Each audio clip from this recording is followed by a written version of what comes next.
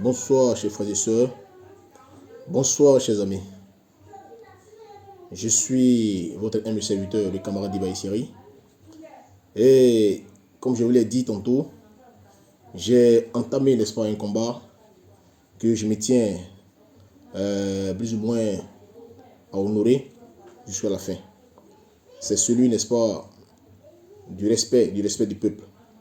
Voilà, parce qu'aujourd'hui, je veux, un tant soit peu, amener les jeunes gens à comprendre qu'ils sont très importants. Amener la population qu'elle constitue un maillon très solide, n'est-ce pas, pour tous les peuples africains et en particulier pour la Côte d'Ivoire. Parce que c'est certainement parce que, n'est-ce pas, cette jeunesse n'a pas encore pris conscience de sa vraie valeur que les leaders politiques ou les partis politiques pensent pouvoir nous manipuler. Voilà, donc j'ai décidé, n'est-ce pas, avec vous, ensemble, nous avons parlé du Grand P, le parti du peuple. Le parti du peuple. Pourquoi? Parce que c'est le plus grand et le plus vieux parti du monde. Voilà.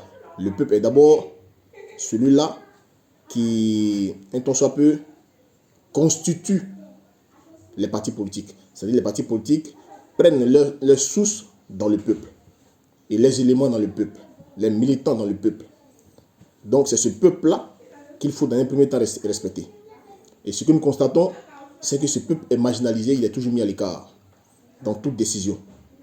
Lui, il ne fait que subir. Alors qu'il a une force décisionnaire, n'est-ce pas, qu'il doit appliquer, qu'il doit imposer pour pouvoir se faire respecter. Mais il ignore cette force. Et je pense que l'heure est arrivée pour que je vous exhorte ensemble, jeunes de Côte d'Ivoire, peuple de Côte d'Ivoire, personnes opprimées, toutes des personnes qui sont dans les quartiers précaires, tous ces jeunes gens qui, n'est-ce pas, n'ont pas d'emploi, qui croupissent sous le poids du chômage. Il est l'heure que je vous interpelle. Afin que désormais, quand des partis politiques viendront vers vous pour solliciter vos voix, il est important pour vous de vous constituer en bloc. Dans tous les quartiers là où vous êtes, dans toutes les communes là où vous êtes, constituez-vous en groupe de jeunes gens, à hauteur de 10 000, 20 000 jeunes, au nom du Grand P. Et décidez, n'est-ce pas, au su et au vu de tous, de vendre vos voix. Voilà. Nous ne sommes plus cette jeunesse qui, n'est-ce pas, qu'on doit manipuler avec du pain et des bois de sardines.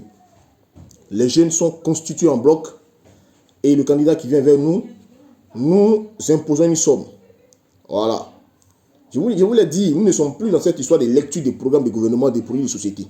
Parce que cette histoire des projets de société là, on a lu tous ces projets-là, ça ne nous a rien apporté. Parce que ceux qui viennent dans la tête du pays, eux-mêmes, ils s'en foutent éperdument de ce projet-là. C'est parce que, bon, la nature voudrait qu'ils établissent un projet de société ou bien un programme de gouvernement. C'est en cela qu'ils prennent des gens pour pouvoir élaborer ces projets-là. Mais, ils s'en foutent éperdument de ça. Une fois au pouvoir, qu'est-ce qu'ils en font? Rien. Quand ils sont au pouvoir, qu'est-ce qu'ils en font? Rien. Donc, nous aussi, nous sommes entrés, n'est-ce pas, aujourd'hui dans la politique du business. Une politique où on se constitue en masse. Et lorsque le candidat arrive, on lui dit, bon d'accord, nous sommes prêts à te lire. Tu veux être maire de la commune de Trècheville. Alors nous avons notre actif 10 000 jeunes qui sont disponibles pour toi. Mais ces jeunes-là décident de vendre leur voix. Et nous décidons de vendre nos voix peut-être à 100 millions, à 50 millions. Voilà. Quitte à lui de prendre ou à laisser. Si son candidat, son concurrent ou bien son concurrent, oui, vient pour, n'est-ce pas, nous solliciter à hauteur de 55 millions ou à hauteur de 60 millions, nous sommes partants. Voilà. Et cet argent, quand on le prend, on permet aux jeunes qui sont dans les communes, dans nos communes respectives, n'est-ce pas, de pouvoir travailler. Nous prenons cet argent, nous allons dans les quartiers pour pouvoir aider nos mamans qui sont dans les quartiers, qui sont là en train de souffrir, que les politiques viennent blaguer à l'approche des élections. Maintenant, nous ne sommes plus là pour nous amuser. L'heure, n'est-ce pas, de l'éveil des consciences a sonné. Les jeunes prendront désormais leur destin en main. Et le Grand P, le parti du peuple, est bien disposé à vous aider, est bien disposé à vous organiser. D'ici peu, nous tiendrons une conférence de presse, voilà, pour pouvoir éclairer toutes les lanternes des uns et des autres, vis-à-vis relativement, n'est-ce pas, à l'existence de ce parti, du parti du peuple, le parti le plus impartial de la Côte d'Ivoire. Nous ne sommes pas un parti politique. Nous sommes le parti le plus impartial, un parti qui réclame son financement. Ce financement, nous allons le prendre avec les leaders politiques qui viendront, n'est-ce pas, dans nos différentes communes, qui viendront dans nos localités, qui viendront dans nos circonscriptions.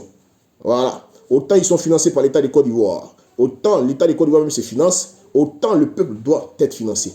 Et ce financement, si l'État de Côte d'Ivoire nous le refuse, nous le prenons avec les leaders politiques qui viendront sur le terrain. Voici comment est-ce que ça va fonctionner. Donc, Jeux de Côte d'Ivoire, restez à l'écoute. Je pense que nous allons nous organiser, nous allons lancer un mot d'ordre, nous allons nous mettre ensemble afin que le respect soit imposé. Je vous remercie.